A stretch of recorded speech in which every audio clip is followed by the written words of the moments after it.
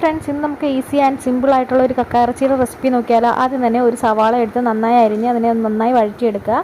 അതിലേക്ക് പൊടികളായ മഞ്ഞൾപ്പൊടി, മുളക് പൊടി, ചിക്കൻ മസാല ഇട്ട് ഇളക്കി കൊടുത്തു. അതിലേക്ക് നമ്മളൊരു പിടുത്തം തേങ്ങയും കൂടി ഇട്ട് കൊടുത്തിട്ടുണ്ട്. അതൊന്ന് ജസ്റ്റ് ഒന്ന് ഇളക്കി അതിൻ്റെ പച്ചമണം മാറുന്ന വരെ നമ്മളൊന്ന് ഇളക്കി കൊടുത്തു. അതിലേക്ക് നമ്മൾ കുക്കറിലിട്ട് 2 വിസിലടിച്ച് വെച്ചിരിക്കുന്ന 1/2 കിലോ കക്കയും കൂടി ഇട്ട് കൊടുക്കുന്നുണ്ട്.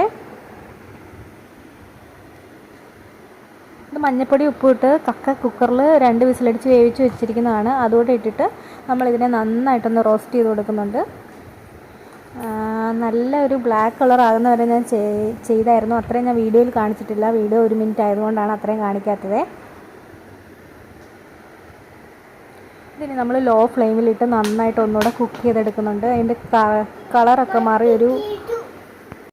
നല്ലൊരു ബ്ലാക്ക് കളർ ആകുന്ന വരെ നമ്മൾ നന്നായിട്ടൊന്ന് കുക്ക് ചെയ്തെടുത്തിട്ടുണ്ട്. Thank you for watching.